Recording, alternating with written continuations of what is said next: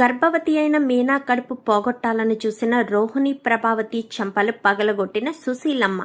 అసలు ఇదంతా ఎలా జరిగిందనేది వీడియోని స్కిప్ చేయకుండా చివరి వరకు చూడండి. గుండె నిండా గుడిగంటలు అప్కమింగ్ ఎపిసోడ్స్లో ఏం జరగబోతుందో ముందుగా తెలుసుకోవాలి అనుకుంటే వీడియోని లైక్ చేసి ఛానల్ని సబ్స్క్రైబ్ చేసుకుని పక్కనే ఉన్న బెల్ సింబల్లో ఆల్ పై క్లిక్ చేయండి. రోహిణి నిజ స్వరూపం ప్రభావతి తెలుసుకోవాలి అని మీరు కూడా కోరుకుంటే కామెంట్లో ఎస్ అని టైప్ చేయండి. మొత్తం మీద చూసుకున్నట్లయితే గనక ఇంకా మలేషియా వాళ్ళ ముందు బయటపడకూడదు అన్న ఉద్దేశంతో తనకు పండే నొప్పి రాకపోయినా పన్ను తీయించుకునేంత పని చేసింది రోహిణి. కానీ బాలుకి ఇటు శృతికి మాత్రం అనుమానం అయితే పోదు. ఎందుకంటే పంటి నొప్పి అప్పటి వరకు లేని మనిషికి వెంటనే పంటి నొప్పి ఎలా వస్తుంది? పంటి నొప్పి అనేది 2-3 డేస్ నుంచి లైట్గా స్టార్ట్ అయ్యి వెంటనే పంటి నొప్పి రిజల్ట్ చూపిస్తుంది. కానీ అప్పటి వరకు రోహిణి కొబ్బరి ముక్కలు అవి అని గట్టివి తిని వెంటనే పంటి నొప్పి అంటూ మాట్లాడడంతో వీళ్ళకి అనుమానం స్టార్ట్ అవుతుంది. ఇంకా అలా అనుమానం స్టార్ట్ అయ్యేసరికి ఇంకా బాలు ఇటు శృతి ఆలోచించుకుని నేను ఖచ్చితంగా విషయాన్ని బయటపెడతాను. పార్లలమ్మ ఏదో విషయం దాచిపెడుతుంది. ఎప్పుడు మనోజ్ గాడి బండారం పార్లలమ్మ చేసిన తప్పులు బయట పెడుతూ ఉంటాను కదా, ఈసారి కూడా ఏంటా నిజం అనేది ఖచ్చితంగా బయట పెడతాను అని చెప్పి బాలు కాస్త మీనాతో అంటాడు. ఇంకా అలా అన్న తర్వాత బాలు మీనాల మధ్య, రవి శృతిల మధ్య, రోహిణి మనోజ్ల మధ్య చిన్న క్లాషెస్ మొదలవుతాయి. ఎందుకంటే బాలు ఏమో వాళ్ళ ఫ్రెండ్స్తో మందు తాగినందుకు, శృతి వాళ్ళేమో నీతుతో ఉండి మీటింగ్లో ఉండి శృతి ఫోను అటెంప్ట్ చేయనందుకు రవి మీద, అలాగే మనోజ్ ఏమో తను ఏ విషయమైనా తన దగ్గర దాచిపెడుతుంది అని మనోజ్ ఫీల్ అయినప్పుడు మొత్తం ముగ్గురికి భార్యలతో గొడవలు జరుగుతాయి. కొడుకులు ముగ్గురు వచ్చి డైనింగ్ టేబుల్ దగ్గర కూర్చుంటే వాళ్ళ భార్యలు వచ్చి వాళ్ళున్నప్పుడు మేము కూర్చోము అంటూ ఎవరికి వాళ్ళు వెళ్ళిపోతారు. ఏమైందిరా మీ పెళ్ళాలకి అని చెప్పి ప్రభావతి అనేసరికి వాళ్ళకి మధ్య ఏదో చిన్న గొడవ వచ్చిందేమో ప్రభా, వాళ్ళు చూసుకుంటారు. పెద్ద గొడవ అయితే అప్పుడు మనం ఇన్వాల్వ్ అయినా పర్వాలేదు. వాళ్ళు ఏయో చిన్న గొడవలు 1-2 రోజులు పోతే మళ్ళీ వాళ్ళే కలిసికట్టుగా మాట్లాడుకుంటారు. నువ్వు ఇన్వాల్వ్ కాకు, గొడవని పెద్దది చెయ్యకు, అర్థమవుతుందా అంటూ సత్యం ప్రభావతికి చెప్పేసరికి సర్లే అని ఇంకా ప్రభావతి కాస్త సైలెంట్గా తిని అక్కడి నుంచి వెళ్ళిపోతుంది. వెళ్ళిపోయేసరికి ముగ్గురు కూడా పైకి టెర్రస్ ఎక్కి ముగ్గురు కూడా పడుకుంటారు. ఏంట్రా ఈ పెళ్ళాలు అని చెప్పి ఒకరికొకరు తమ బాధలు చెప్పుకుంటూ ఇంకా మొత్తానికైతే నిద్రపోతారు. ఇంక కింద ముగ్గురు అయితే పడుకోరు కదా. రోహిణి తన గదిలో పడుకుంటుంది. శృతి మీనా నువ్వెందుకు మీనా కింద పడుకోవడం, వచ్చేసాయని చెప్పి శృతిని మీనా గదిలో పడుకోబెట్టుకుంటుంది. ఇంకా ఆ రోజు కళ అయిపోతుంది. మరుసటి రోజు పొద్దుటే బాలు వాళ్ళు కిందకు దిగక ముందే సుశీలమ్మ కాస్త ఎంట్రీ ఇస్తుంది. అమ్మ మీనా అంటూ గేటు దగ్గర నుంచే కేక వినబడడంతో మీనా వంటగదిలో టీ పెడుతూ ఉన్న తనకి ఆ మాట ఎప్పుడైతే సుశీలమ్మ అమ్మ మీనా అనడంతో అమ్మమ్మ గారు వచ్చినట్టున్నారు అని గబగబా గుమ్మం దగ్గరికి వచ్చి చూసేసరికి ఈ లోపు వస్తూ ఉంటుంది సుశీలమ్మ. అమ్మమ్మ గారు మీరా ఎప్పుడొచ్చారు? వస్తున్నట్టు ఒక్క మాట కూడా చెప్పలేదు అనగానే అందరినీ చూడాలనిపించిందమ్మా, అందుకే వచ్చేసాను. ఇంకా పొలం పనులు మొదలవడానికి కొంచెం టైం పడుతుంది కదా, అందుకే కొన్ని రోజులు మీతో ఉందామని వచ్చానమ్మా అనేసరికి ఈలోపు సత్యం వాకింగ్కి వెళ్ళి తిరిగి వస్తాడు. అమ్మా ఎప్పుడొచ్చావు అనగానే ఇప్పుడే వస్తున్నాను రా అని చెప్పనేసరికి అదేంటమ్మా వస్తున్నట్టు ఒక్క మాట కూడా చెప్పలేదు, యారా కొడుకు దగ్గరికి రావాలి అంటే పర్మిషన్ తీసుకురావాలా లేక మీ ఆవిడని అడిగి రావాలా అనగానే మధ్యలో నేనేం చేశాను అత్తయ్య అంటూ ప్రభావతి ఎంట్రీ ఇస్తుంది. ఏమీ లేదు ప్రభా, వస్తుంటే ఒక్క మాట చెప్పలేదు అంటుంటే నీకు చెప్పి రావాలా ఏంటి? సత్యం వాడి పెళ్ళం చేతిలో కీలు బొమ్మ అయిపోయాడా ఏంటని డౌట్ వచ్చింది అనేసరికి నన్నెందుకు అంటారు అత్తయ్య, నేనేమన్నా మీ అబ్బాయిని నా కొంగు కట్టుకుని తిరుగుతున్నానా ఏంటి? ఎందుకులే ప్రభా బాట నా నోటు చెప్పేస్తావు. కొంగును కట్టుకుని తిరగకుండానే నా కొడుకుని నా నుంచి దూరం చేసి రాజమండ్రిలో కాపురం పెట్టావా చెప్పు అని చెప్పనేసరికి పోండత్తయ్య కోడల ముందు ఏంటా మాటలు అని చెప్పాను. కానీ నీలాంటి కోడళ్ళు కాదులే ప్రభా, నీకొచ్చిన కోడళ్ళు ఏదేమైనా సరే అందరూ కలిసికట్టుగా ఉండాలనుకునే మనస్తత్వం వాళ్ళు. గొడవ పడితే పడని, ఏదైతే అవని, అందరూ ఒకే చోట ఉండాలనుకునే వాళ్ళు అని చెప్పనేసరికి ఈలోపు రోహిణి వస్తుంది, శృతి వస్తుంది. గ్రాని ఎప్పుడొచ్చారు అనగాని ఇప్పుడే వచ్చాను మనవరాలా అనేసరికి నా కోసం తీసుకొచ్చారా అనగాని నీ కోసం తీసుకురాకుండా ఉంటానా, నీ కోసం నేను ఎప్పుడొచ్చినా అవి తీసుకొస్తాను, ఉండి ఇస్తాను అని వెంటనే తన బ్యాగ్ ఓపెన్ చేసి అందులో ఉన్న డబ్బా తీసి శృతికి ఇచ్చేస్తుంది. మరి నా కోసం ఏమీ తీసుకురాలేదా అనగాని నీ చెంప మీద ఏమైందే, కొంప తీసి మనోజ్ గారు కొట్టాడా లేక మీ అత్తగారు కొట్టిందా?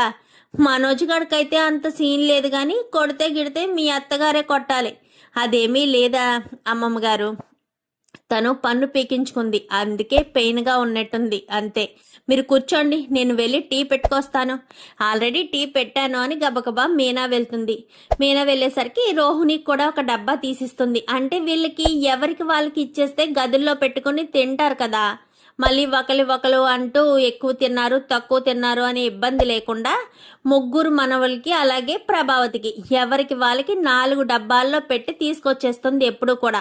ఇంకా ఇదిగో ప్రభా నీకు అని చెప్పి, మరి మీనాకు తీసుకురాలేదమ్మా అని చెప్పాను. కానీ మీనాకు తీసుకురాకుండా ఉంటానా సత్యం అని చెప్పి ఇంకొక డబ్బా తీసి మీనా చేతికి కూడా టీ పట్టుకుని ఇచ్చేసరికి మీనా చేతికి కూడా ఇస్తుంది.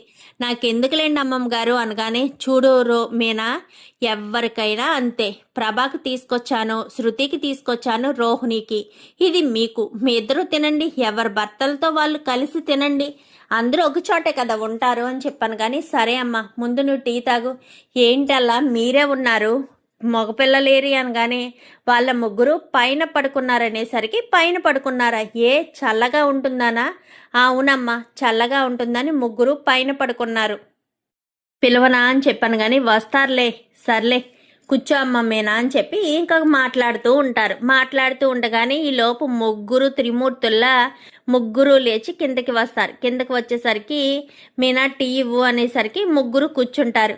వదిన టీ అనగానే అమ్మ టీ అనేసరికి, రే ఏంట్రా వాళ్ళిద్దరూ వదిన అని పిలిచారు కదా, వదినాను మీనాని, మరి నువ్వు నన్ను అడుగుతావేంటి, మీనాని అడుగు అనగానే, మీనా నాకు ఏమీ ఇవ్వదు కదమ్మా అనగానే, నువ్వు తిన్నంగా ఉంటే అందరూ బాగానే చూస్తారు, మనము తిన్నంగా లేకపోతేనే ఇలాంటివి వస్తాయి. మీనా వెళ్ళి టీ పెట్టి తీసుకురా అని చెప్పాను. కానీ సరే అని ఇంకా ముగ్గురికి టీ పెట్టి తీసుకొచ్చి అక్కడ పెట్టేసి వెళ్ళిపోతుంది. వెళ్ళిపోయేసరికి ఏమైందల్లా మీకు మాట్లాడుకోవట్లేదేటి సరిగ్గాను, యారా బాలు ఏమైంది అనగానే, ఏమీ లేదు షీలా డార్లింగ్, అయినా నువ్వేంటి చెప్పా చేయకుండా వచ్చావు, నాకు చెప్తే నేను బస్ స్టాండ్కి వచ్చేవాడిని కదా, నేను వచ్చి 1/2 గంట అయింది, ఇప్పటికే పైనుంచి కిందకి దిగొచ్చావు, ఇంకా బస్ స్టాండ్కి వస్తాడంట ఈ మా పెద్దోడు అని చెప్పనేసరికి, ఏమీ లేదులేమ్మా, వాళ్ళ ముగ్గురికి వాళ్ళ పిల్లలతో ఏయో చిన్న గొడవలేయో జరిగాయి, అందుకే వాళ్ళ ముగ్గురు వెళ్ళి టెర్రస్ మీద పడుకున్నారు అనేసరికి,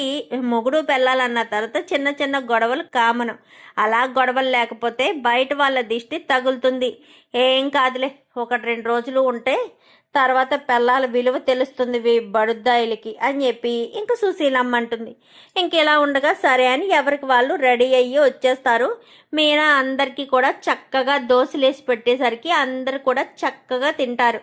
అందరూ తినేస్తారు, కానీ చివరికి మిగిలేది మీనా మాత్రమే తినకుండా ఉండడంతో, అమ్మ మీనా టిఫిన్ చేసావా అనగానే, లేదు నా అమ్మమ్మ ఇప్పుడు చేస్తాను అనేసరికి, ఏంటమ్మా మీనా అందరితో పాటు నువ్వు కూర్చుని టిఫిన్ చేసేస్తే ఏ ఇబ్బంది ఉండదు కదా అని చెప్పాను. కానీ అలాంటిదేమీ లేదులే, ఇప్పుడు చేస్తానులే అమ్మమ్మ అని చెప్పి ఇంకా మీనా కాస్త టిఫిన్ వేసుకుని తెచ్చుకునేసరికి, ఏంటమ్మా మీనా అందరితో పాటు నువ్వు తినేయాలి, ఎప్పుడో లాస్ట్ అంటే తర్వాత నీకు ఏ ఫోన్ అయినా వచ్చిందనుకో పువ్వులు కావాలని మళ్ళీ అటు వెళ్ళిపోతావు తినకుండానే అనగానే, ఏమీ లేదమ్మమ్మ తింటాను, ఈరోజు కొంచెం లేట్ అయిందంతే అని చెప్పాను. అనేసరికి సర్లే అంతా బాగానే ఉందా, వాడు ఏం చేశాడు అనగానే, నిన్న ఎవరో ఫ్రెండ్ దుబాయ్ వెళ్తున్నాడంటే మందు తాగొద్దని చెప్పినా తాగొచ్చాడనేసరికి, చూడమ్మ మీనా భర్త మన మాట వింటున్నాడు కదా అని ప్రతి విషయంలో కట్టడి చేయాలని చూడకూడదు. వాడికి మందు అలవాటు ఉంది. నిజంగా నువ్వు వాడి లైఫ్లోకి రాకముందు చాలా ఎక్కువే తాగేవాడు. ప్రతిరోజు తాగే వచ్చేవాడు, కానీ మధ్యన తాగడం లేదంట కదా. నాకు సత్యం చెప్పాడు. అందుకే ఎప్పుడైనా ఫ్రెండ్స్ అది ఇది అన్నప్పుడు తక్కువ తాగేయమని నువ్వు చెప్పేకూడదు, తక్కువ తాగాలి అని చెప్పి అంతే. ఇప్పుడు నువ్వు కోప్పడ్డంలో కూడా తప్పలేదు, కానీ అర్థం చేసుకోవాలి. ఎందుకంటే ఇప్పుడు వాడు నువ్వు మాట్లాడడం లేదని ఈవేళ మళ్ళీ తాగుతాడు. అదే నువ్వు రాత్రి మాట్లాడి భోజనం పెట్టున్నావనుకో, అక్కడితో ఏదో గొడవ సద్దుమణుగుతుంది. ఈరోజు మళ్ళీ కొంచెం తాగొస్తాడు, మీనా మాట్లాడడం లేదు అన్న ఉద్దేశంతో. అది గుర్తుపెట్టుకో అని చెప్పాను. కానీ అలాగే అమ్మమ్మ గారు అని చెప్పి ఇంకా మీనా కాస్త మాట్లాడుతుంది. అన్న తర్వాత సరే నేను కొంతసేపు నడుం వాల్చుకుంటాను, నాకెందుకో కొంచెం నీరసంగా ఉందనగానే రెండు అమ్మమ్మ గారు అని మీనా పైకి తీసుకెళ్తుంది. పైకి తీసుకెళ్ళి పైన పడుకోబెట్టి మీనా కింద వంట చేస్తూ ఉంటుంది. వంట చేస్తూ ఉండగా ఒక గంటన్నరకి మీనా బయటికి వెళ్ళే పని ఉంటే బయటికి వెళ్తుంది. బయటికి వెళ్ళినప్పుడు కొంచెం కళ్ళు తిరిగినట్టు అనిపిస్తాయి. ఇంకా ఏదో కొంచెం ఓపిక తెచ్చుకుని ఇంటికి వచ్చేస్తుంది. ఇంటికి వచ్చేసిన తర్వాత ఇంకా మీనా వంటగదిలో వంట చేస్తూ సుశీలమ్మ పైన పడుకోవడానికి వెళ్ళింది కదా. పడుకోవడానికి వెళ్ళింది కాస్త కిందకి దిగి వస్తుంది. దిగి వచ్చేసరికి అమ్మ మీనా అంటూ పిలవడంతో అమ్మమ్మ గారు నిద్ర లేచారా అని చెప్పి ఇంకా టీ పెట్టి తీసుకోండి, కొంచెం టీ తాగండి, పగటిపూట కొంచెం పడుకుంటే మత్తుగా ఉంటుంది కదా, ముందు ఈ టీ తాగండి అనగానే టీ ఇలా ఇచ్చి మీనా అటు తిరుగుతూ ఉండగానే సడన్గా కళ్ళు తిరిగినట్టు అయ్యి మీనా అలా ఫాల్ డౌన్ అయిపోతుంది. అలా ఫాల్ డౌన్ అయిపోయేసరికి సుశీలమ్మ కుర్చీలో కూర్చుని ఉంటుంది కదా, అమ్మ మీనా అని కుర్చీలోనే అంటే సోఫాలో ఉంటుంది కదా, సోఫాలోనే అమ్మ మీనా అంటూ భుజం మీద మీనా తల అలా పెట్టుకుని ఉండేసరికి ఇంకా మీనా అంటూ స్పృహలోకి తీసుకొచ్చే ప్రయత్నం చేస్తుంది. కానీ మీనా స్పృహలోకి రాకపోవడంతో సుశీలమ్మకి ఏం చేయాలో అర్థం కాదు. అప్పుడే సత్యం వస్తాడు. ఏమైందమ్మా, మీనా ఏంటి అలా పడిపోయింది అనగానే ఏమో తెలీదురా, నాకు టీ తీసుకొచ్చి ఇచ్చింది, వెంటనే అలా కళ్ళు తిరిగి పడిపోయింది. ముందు డాక్టర్కి ఫోన్ చెయ్యి, లేదా డాక్టర్ని తీసుకురా, బాలుగాడు ఎక్కడున్నాడో ఫోన్ చెయ్యి అనగానే సరేనమ్మా ఇప్పుడే చేస్తాను అని చెప్పి వెంటనే డాక్టర్కి ఫోన్ చేస్తాడు. ఫోన్ చేసేసరికి ఈలోపు డాక్టర్ రానే వస్తారు. రావడంతో వాడికి బాలుగాడికి ఫోన్ చేయడంతో బాలు అప్పుడే రాత్రి మీనా మాట్లాడలేదని, టెర్రస్ మీద పడుకున్నానని ఇవన్నీ కూడా చెప్తూ ఉండగానే మీ ఫోన్ వస్తుంది. ఇదేంటి నాన్న ఫోన్ చేస్తున్నారు అని ఫోన్ లిఫ్ట్ చేసి చెప్పు నాన్న అనేసరికి మీనా కళ్ళు తిరిగి పడిపోయిందిరా, ఎక్కడున్నా నువ్వు, అర్జెంటుగా ఇంటికి రా అంటూ చెప్పడంతో ఏంటి పడిపోయిందా, సరే ఇప్పుడే వస్తున్నానని చెప్పి ఇంకా హడావిడి పడ్డంతో ఏమైందిరా అనగానే మీనా కళ్ళు తిరిగి పడిపోయిందంట. సరైన సమయానికి తిండి తినాలి కదరా, సరే వెళ్ళు నువ్వు అని చెప్పి బాలుని పంపిస్తారు. పంపించేసరికి బాలు వస్తాడు. బాలు ఇంటికి వచ్చేసరికి డాక్టర్ చెక్ చేస్తూ ఉంటారు. ఏమైంది నాన్న, ఏం జరిగింది పూలగంపకి అనగానే ఏమో తెలీదు, చెక్ చేస్తున్నారు, కొంచెం సైలెంట్గా ఉండు అనేసరికి సరే అని డాక్టరు కొన్ని మందులు రాసిచ్చి మీరు కంగారు పడవలసింది ఏమీ లేదు, తను తల్లి కాబోతుంది, అందుకే తను కొంచెం నీరసంగా ఉండి కళ్ళు తిరిగి పడిపోబోయింది అంతే, కానీ తను చాలా జాగ్రత్తగా ఉండాలి, మనిషి చాలా నీరసంగా ఉంది, సమయానికి తిండి తినదా ఏంటి అనగానే లేదు డాక్టర్, కరెక్ట్ టైంకి తినమంటే తినదు, అందుకే తనకు అలా అయింది అని మాట్లాడుతూ ఉండగానే ఈలోపు ప్రభావతి డ్యాన్స్ స్కూల్కి వెళ్ళింది కాస్త ఇంటికి వస్తుంది.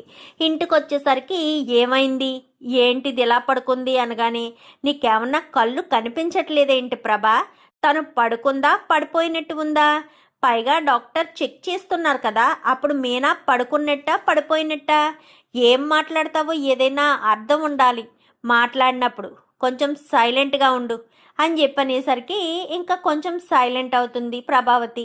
డాక్టరు తను ప్రెగ్నెంట్గా ఉంది, నీరసంగా ఉంది, తను వట్టి మనిషి కూడా కాదు కాబట్టి ఇక మీదట మనం జాగ్రత్తగా చూసుకోవాలి అని చెప్పి ఇంకా సుశీలమ్మకి వాళ్ళకి చెప్తుంది. సరే ఇంకా నేను వెళ్ళొస్తాను సత్యం గారు, అమ్మ మీనా అని చెప్పాను. కానీ మీనా చెప్పండి డాక్టర్ అనేసరికి, నీ ఆరోగ్యం గురించి నువ్వే చూసుకోవాలి.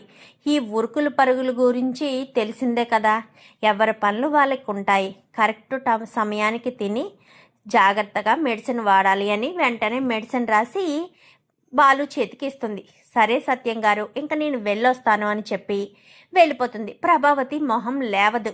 మీనా ఇంకా బాలు సత్యం ఇంకా తెగ సంతోషపడిపోతారు. సుశీలమ్మ కూడా తెగ సంబరపడిపోతుంది. తొందరలోనే ఇంటికి వారసులు రాబోతున్నారన్నమాట అన్న మాట వినపడుతూ ఉండగానే శృతి ఇటు రోహిణి ఇద్దరు కూడా వస్తారు. ఏంటి వారసులు అంటున్నారు అనగానే, మీనా తల్లి కాబోతుంది డబ్బుడమ్మ అని చెప్పనేసరికి, వావ్ సూపర్ మీనా, కంగ్రాచులేషన్స్, మంచి శుభవార్త చెప్పావు, ఈవేళ డబ్బింగ్లో కూడా అని చెప్పాను. కానీ మీ అమ్మ శృతి కొంచెం అని చెప్పాను. కానీ ఓకే ఓకే అంకుల్ అర్థమైంది అనేసరికి రోహిణి మొహం మాడిపోతుంది. ఏంటి నీ తోటికోడలు కడుపుతో ఉండడం నీకు నచ్చలేదా ఏంటి, అలా సైలెంట్గా ఉన్నావు అంటూ సుశీలమ్మ రోహిణి వంక చూస్తూ అనేసరికి, కంగ్రాచులేషన్స్ మీనా అని చెప్పి ఇంకా రోహిణి పైకి వెళ్ళిపోతుంది. రోహిణి పైకి వెళ్ళడంతో ప్రభావతి కూడా పైకి వెళ్తుంది. ఏంటి నేను చెప్పిన ఏ పని నీకు చేయడం చేత కదా, నీకు నువ్వు ముందు కడుపు రావాలి అని చెప్పానా? మా అత్తగారు మొదటిసారి ఎవరికైతే కాన్పు అవుతుందో వాళ్ళకే ఆస్తి రాసిస్తాను అని చెప్పిన తర్వాత కూడా నువ్వు అలా ఎలా అశ్రద్ధగా ఉన్నావు? కడుపు నీకే ముందు రావాలి అని అన్నాను కదా అని చెప్పాను. కానీ ఏం మాట్లాడుతున్నారు అత్తయ్య? కడుపు రావడం అంటే మన చేతుల్లో ఉంటుందా? అది అమ్మతనం ఒకేసారి వస్తుందన్నది ఏముంది? ఇప్పుడు మీనా కడుపు వచ్చింది కాబట్టి మీనాకు ఓకే, మరి నాకెప్పుడు కడుపు వస్తుందో నాకేం తెలుసు? అది నా చేతుల్లో ఉండదు కదా అత్తయ్య, మీరు అలా ఎలా మాట్లాడతారు అని చెప్పి ఇంకా రోహిణి అనేసరికి, ఏం చేస్తావో నాకు తెలియదు, దాన్ని కడుపులో బిడ్డ ఉండకూడదు, ఏదో ఒకటి చేసి దాన్ని కడుపు పోగొట్టేయాలని. కానీ అత్తయ్య అని చెప్పాను. కానీ అత్తయ్యని కాబట్టే చెప్తున్నాను, నువ్వు ముందు తల్లి అవ్వడమే నాకు ముఖ్యం, వాడు కాదు, వాళ్ళు కాదు, తల్లిదండ్రులు కావడం కాదు, నువ్వు మనోజే తల్లి తండ్రి కావాలి, అదే నాకు అవసరం. నువ్వు నేను చెప్పింది అర్థమవుతుందా?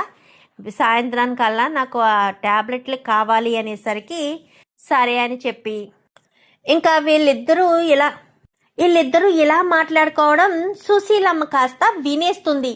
సుశీలమ్మ అప్పుడే పైకి రావడం, రోహిణి ఇటు ఇద్దరు పైకి వెళ్ళడం గమనించి సుశీలమ్మ వింటుంది. ప్రభావతి ఎంతకు తెగించిందా, సరే చూస్తాను, ఏం చేస్తారో అది చూస్తాను అని చెప్పి ఇంకా సుశీలమ్మ సైలెంట్గానే ఉంటుంది. రోహిణి బయటికి వెళ్తుంది కదా, బయటికి వెళ్ళి టాబ్లెట్స్ తెస్తుంది. ఈ టాబ్లెట్స్ తీసుకొచ్చాను అత్తయ్య అని చెప్పాను. కానీ ఆ టాబ్లెట్స్ పాలల్లో కలిపి మీనాకిద్దాం, మీనా ఎలాగే ఇప్పుడు కడుపుతోంది కాబట్టి పాలు తాగాలి అని చెప్పి నేను చెప్పి పాలు ఇస్తాను, అర్థమవుతుందా? టాబ్లెట్లు తీసుకుని కొంతసేపు అయ్యాక వంటగదిలోకి రా, నేను వంటగదిలో ఈ లోపు పాలు కాస్తాను అనగానే సరేనని వంటగదిలోకి వెళ్ళి పాలు కాస్తుంది ప్రభావతి. అయితే పాలు మరుగుతూ ఉంటాయి. ఇంక ఏంటిది ఇంకా రాలేదు, ఇది ప్రతి విషయంలో ఇలాగే ఉంటుందా ఏంటి, ప్రతి విషయంలో ఇలానే ఆలస్యంగా ఉంటుందా ఏంటి అనుకుంటూ తిట్టుకుంటూ ఇంకా ప్రభావతి రోహిణి కోసం చూస్తూ ఉంటుంది. చూస్తూ ఉండేసరికి రోహిణి కాస్త రానే వస్తుంది. రావడంతో ఎంత ఆలస్యం ఏంటే అనగానే, ఏమీ లేదు అత్తయ్య అని చెప్పాను. కానీ ఏవి తెచ్చావా అనగానే, ఇదిగోండి అనేసరికి వెంటనే ఆ గ్లాస్ తీసుకో, గ్లాసులో అవి 2 తీసి చితక్ కొట్టి అందులో వెయ్యి, ఎన్ని వేయమని చెప్పారు అనగానే, 1 2 సరిపోతాయి అత్తయ్య అనగానే, అయితే గమ్ము త్వరగా చితక్కొట్టు, ఎవరైనా వస్తే మళ్ళీ ప్రమాదం అని ఇంకొక పేపర్లో పెట్టి చితక్కొడుతుంది. ఓహో ఎవరైనా వస్తే ప్రమాదమా అని సుశీలమ్మ గమనిస్తూనే ఉంటుంది. గమనిస్తుండేసరికి ఇంకా హాల్లో కూర్చుని ఉంటారు అందరూ హాల్లో కూర్చుని ఉండేసరికి పాలు కలుపుతూ ఉంటారు. ఏం చేస్తున్నారు మీ ఇద్దరు వంటగదిలో అని చెప్పి సత్యం అంటాడు.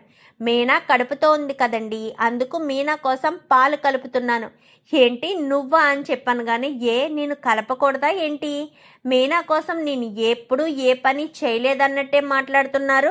అవును, మీనా కోసమే పాలు కలుపుతున్నాను అని పాలు తీసుకొచ్చి మీనా చేతికి ఇవ్వడంతో, ప్రభా ఇప్పుడు ఇదంతా పాలు ఒలిగిపోయి గాజు గ్లాసు పగిలిపోతే నీకు క్లీన్ చేయగలవా అని చెప్పాను. కానీ ఎందుకు అత్తయ్య అలా అంటున్నారు, మరి పాల గ్లాస్ అక్కడ పెట్టు అని చెప్పనేసరికి అక్కడ పెడతారు.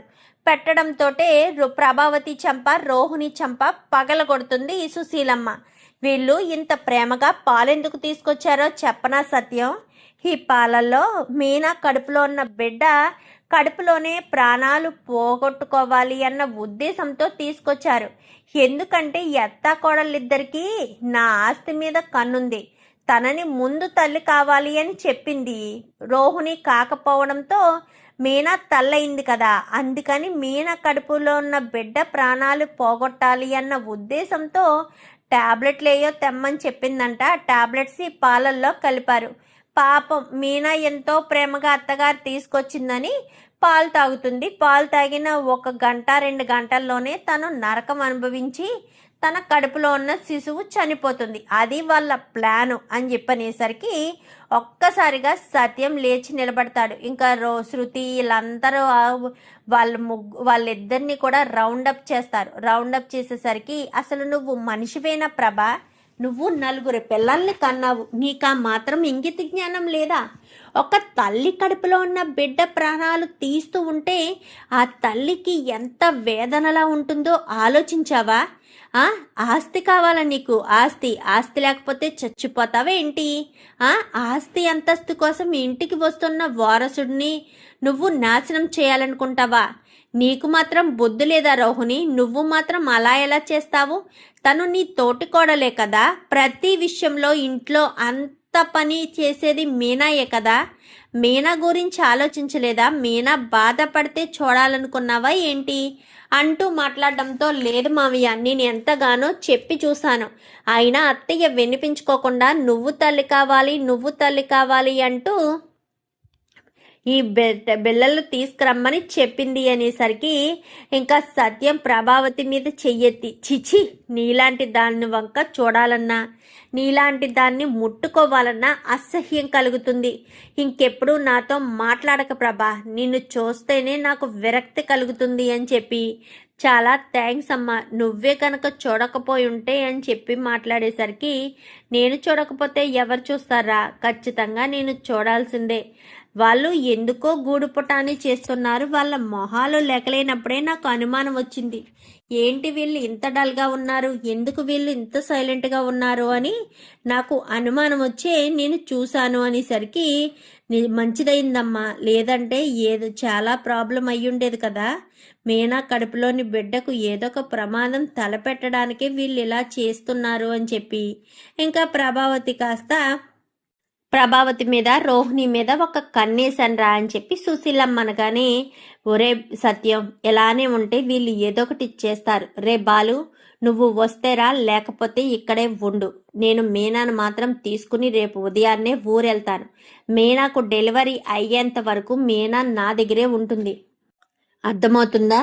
నువ్వేమంటావురా సత్యం అనగానే, అదేం మంచిదమ్మా, ఇక్కడ ఉన్న మీనాకు ఎలాగా రెస్ట్ ఉండదు. అందుకే మీనాని ఇక్కడి నుంచి తీసుకెళ్ళిపోతే ఏ ఇబ్బంది ఉండదు.